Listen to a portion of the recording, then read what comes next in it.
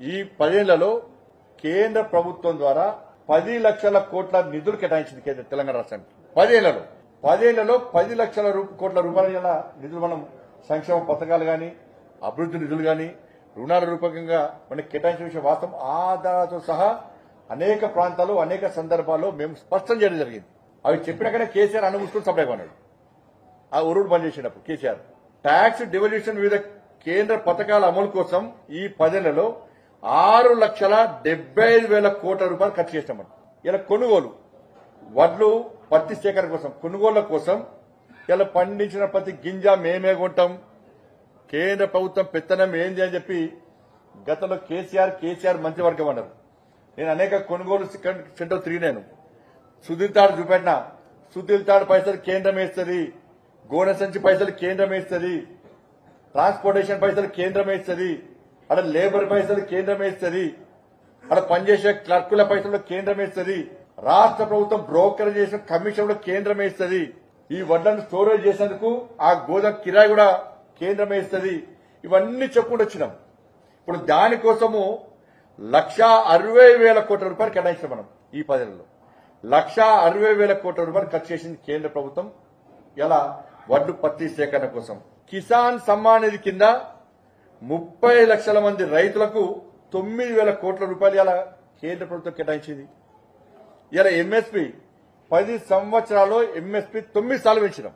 MSP కింద 27,000 కోట్ల రూపాయలు కేటాయించడం తెలంగాణ రాష్ట్రానికి ఖర్చు పెట్టినాం. మనం ఉపాధి హామీ ద్వారా 29,000 కోట్ల రూపాయలు గల ఉపాధి హామీ కోసం తెలంగాణ రాష్ట్రానికి ఖర్చు పెట్టాం. జన్ధన్ ఖాతా 1,13,00,000 మందికి జన్ధన్ ఖాతా ద్వారా 3,600 కోట్ల రూపాయలు వాళ్ళ అకౌంట్ లో జమ చేసినాం. మనం ఇలా గరీబ్ కళ్యాణ్ అన్న యోజన కింద రైస్ వాటి కోసం 1,91,00,000 మందికి ఇలా బియ్యం పంపిణీ చేస్తాం.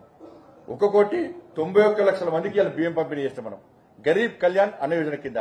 కానీ ఫోటోలు మాత్రం కేసీఆర్ పెట్టుకున్నాడు. ఇలా 14th finance 15th finance commission ద్వారా గ్రామ పంచాయతీలకు 12,580 కోట్ల రూపాయలను కేంద్ర ప్రభుత్వం గత 10 ఏళ్లలో తెలంగాణ రాష్ట్రానికి ఇచ్చింది.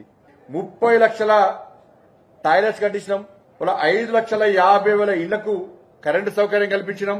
హైవేస్ నిర్మాణం కోసం 1,15,000 కోట్ల రూపాయలు ఖర్చు చేసినాం. గ్రామీణ సడక్ యోజన కింద 1,100 కోట్ల రూపాయలు ఖర్చు చేసినాం. దాదాపు 4,000 గ్రామీణ సడక్ 4,000 కిలోమీటర్ల రోడ్ల నిర్మాణం చేపట్టాం. దీని ద్వారా వరంగల్లో కాకతీయ, ఆదిలాబాద్ లో రిమ్స్ మెడికల్ హాస్పిటల్ నిర్మాణం జరిగింది. హైదరాబాద్ లో ఈఎస్ఐ సూపర్ స్పెషాలిటీ హాస్పిటల్ నిర్మాణం. 35 లక్షల ఇళ్లకు జలజీవన్ మిషన్ కింద నల్ల కనెక్షన్ ఇవ్వడం జరిగింది.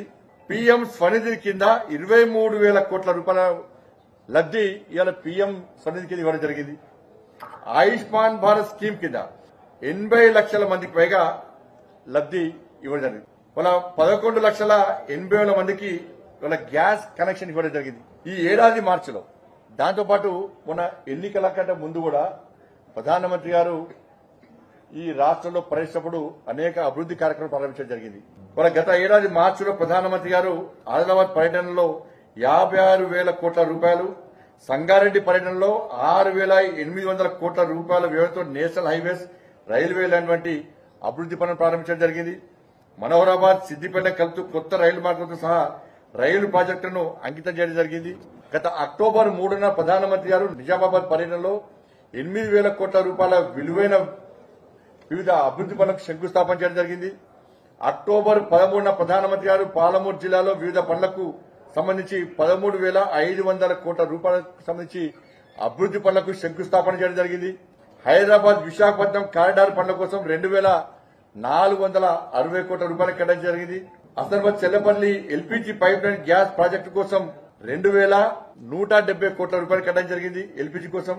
ఇవి ఈ 10 సంవత్సరాల్లో తెలంగాణ రాష్ట్రానికి కేంద్ర ప్రభుత్వము ప్రగతి రూపంలో అభివృద్ధి విషయంలో గాని, సంక్షేమ పథకాల విషయంలో గాని కేటాయించిన నిధులు.